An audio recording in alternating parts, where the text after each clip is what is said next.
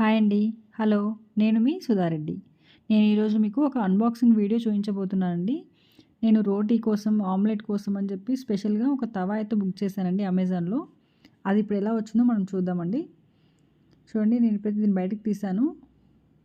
దీన్ని ఒకసారి మనం చూద్దాం.